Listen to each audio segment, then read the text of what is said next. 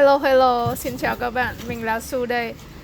Mình mang theo xe đạp từ Hà Nội rồi bay tới Ulaanbaatar. Sau một ngày nghỉ ngơi lắp ráp xe cộ, chúng mình lên đường vào ngày hôm sau.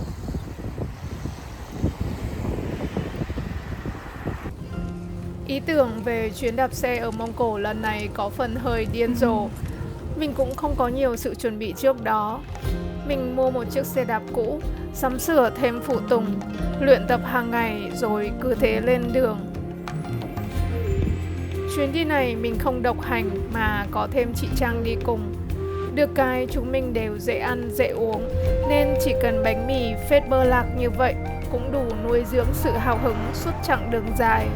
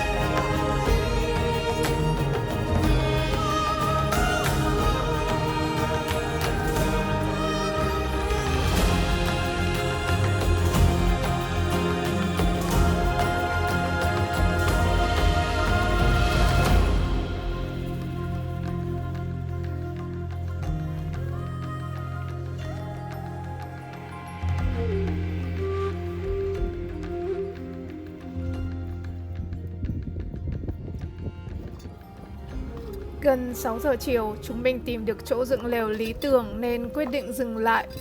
Dù ở vùng đất phương Bắc này phải sau 8 giờ mặt trời mới lặn, nhưng chính bởi khung cảnh này đã giữ chân chúng mình lại.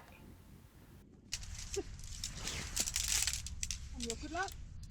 Đoạn này ít nhất này.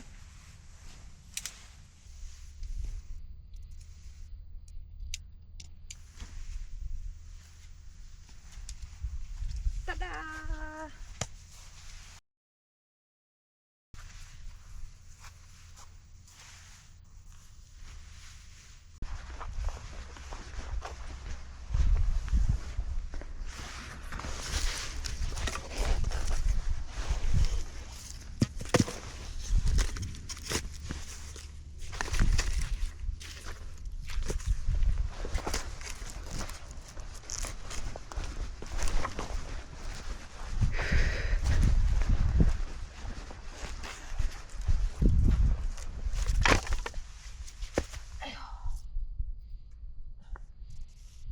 Còn đá xịn.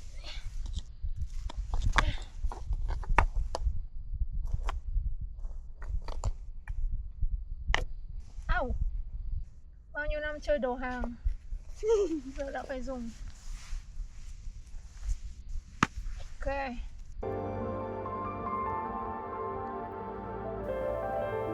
Bếp dã ngoại của mình bị giữ lại ở sân bay nên chỉ mang được đúng một cái nồi. Trước khi đi, mình đọc hết 2 cuốn sách về sinh tồn, nhưng lại quên không mua bật lửa.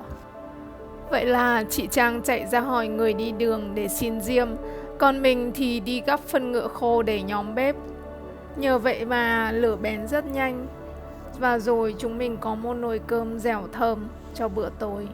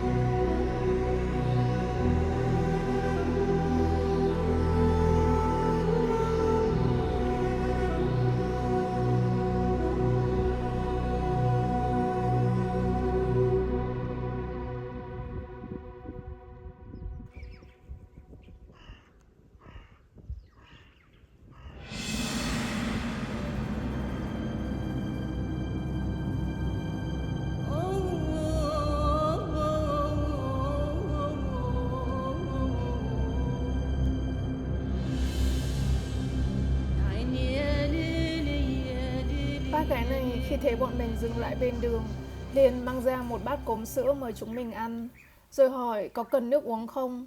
Sau đó lại lật đật cầm 5 chai nước của bọn mình mang vào nhà tiếp thêm nước. Lúc ấy từng giọt mưa lộp độp rơi xuống, bác liền mở cổng lùa bọn mình vào trong. Vào nhà ấm thấy rõ, mưa lộp bộp rơi trên mái lều, dột xuống cả nền nhà.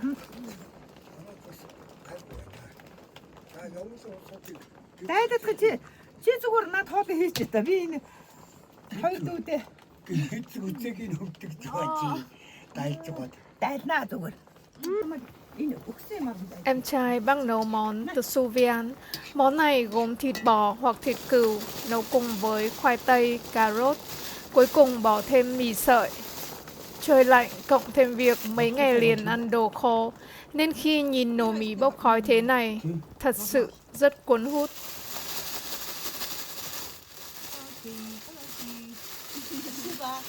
Баярлалаа.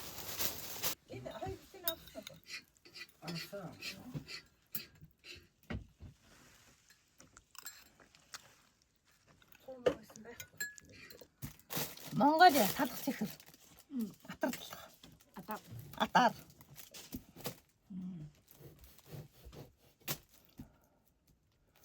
Усыг авчихгаа би яваач. Bọn mình quyết định tối nay sẽ ngủ lại đây, theo lời đề nghị chân thành của bác gái. Vậy là đợi khi tạnh mưa, mình xin phép đi ra ngoài hớt sóng để hủy đặt phòng khách sạn. Khu vực này không có sóng điện thoại, nên vừa rồi chúng mình giao tiếp với bác hoàn toàn bằng ngôn ngữ cơ thể. Mình đi bộ rất lâu nhưng không có chút tín hiệu nào. Điều mình không biết là trong lúc mình loay hoay ngược lên núi để bắt sóng thì bác chủ nhà đang hô hào mọi người đi tìm mình, vì thấy mình đi lâu quá mà chưa về, trong khi trời mây đen lại kéo đến, sấm chớp vang ùng ục nơi chân trời. Баярлалаа. Зүгээр. Mới 4 rưỡi chiều nhưng trời mưa và ban ngày không có điện lưới, nên bác dọn ổ cho chúng mình nằm nghỉ. Cứ ngỡ mọi người sẽ ngủ luôn đến sáng, nào ngờ mở mắt tỉnh dậy thấy bác đang cầm dao thái thịt. Hơn 8 giờ tối, vẫn chưa có điện do trời mưa. Nhìn bác nhẩn nha thái cả cân thịt, dù không đói nhưng cũng rất tò mò, muốn xem bác sẽ nấu món gì. Tới đây mình lờ mờ đoán ra tên món ăn. Đúng vậy, là sủi cảo. Vừa rồi là công đoạn làm nhân, giờ tới khâu làm vỏ bánh. Миний яарч ийж байгаа энэ хоёрын зураг явж байгаа яана.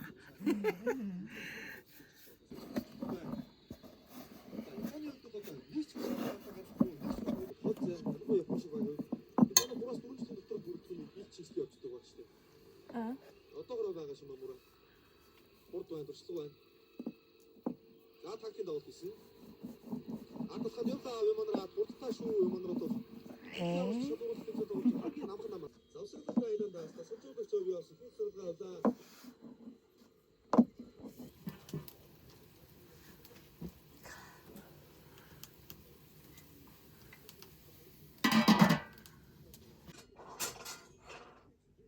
Хитэр тавьсан. Би авах уу? Ийш тавих уу? Наад мууруу би ийш тавих уу? Тавих уу? Tối đó, bác lôi ra một chai rượu vang mà bác vốn cất kỹ ở dưới gầm giường, rót thành 3 cốc. Ba bác cháu ngồi giao lưu.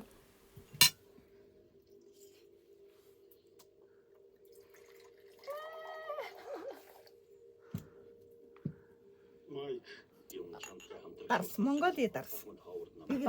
Дарс.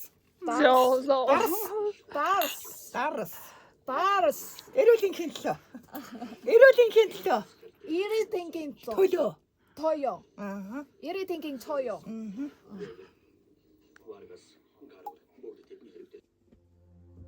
Sáng sớm hôm sau, lúc chúng mình vẫn còn đang cuộn mình trong chăn, bác sửa soạn ra ngoài đi vắt sữa bò. Thấy vậy, mình bật luôn dậy, không thể bỏ lỡ cơ hội đáng quý này. Mình theo chân bác ra chuồng bò.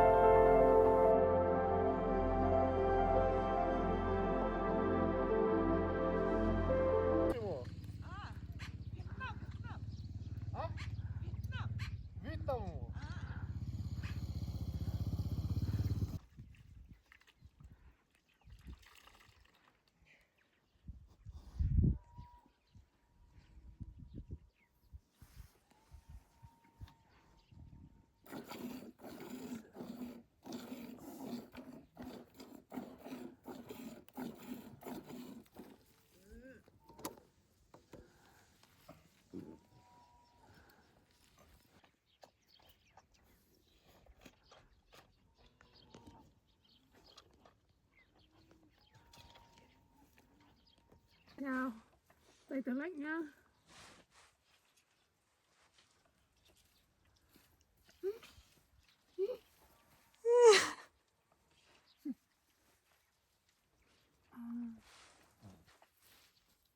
Có ra đâu? Lạnh quá nó không ra đấy. À. Bóp nhẹ quá nó không ra. Окей. Okay.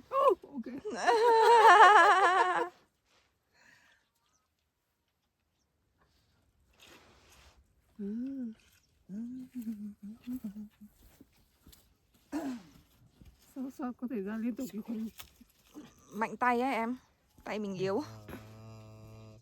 Đau không? Xin lỗi. Nhìn thấy khó không?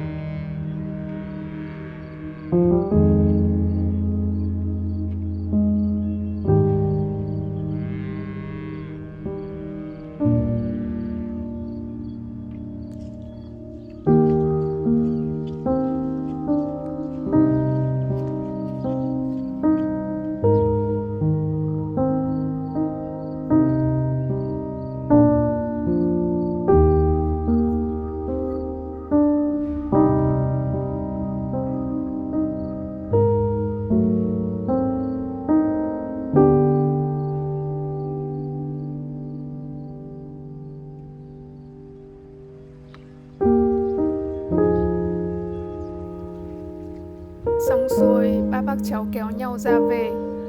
Nhìn thế này chứ thực ra lớp bùn đen kia đều là phân bò, phân ngựa, lầy lội nhão nhuẹt. Nhưng suốt mấy ngày này, thứ mùi hương hay đủ thứ hình dạng của chúng lại trở nên rất đỗi quen thuộc với mình. Đây là thành quả của sáng hôm nay.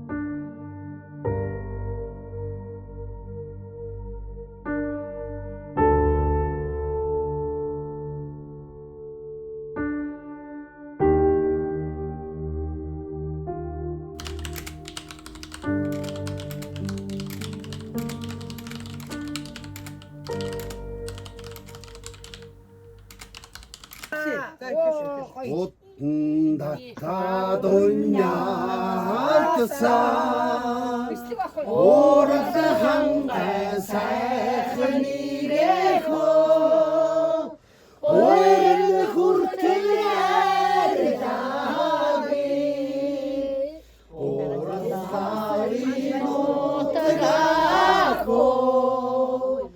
우리 맨날 자라가리 온내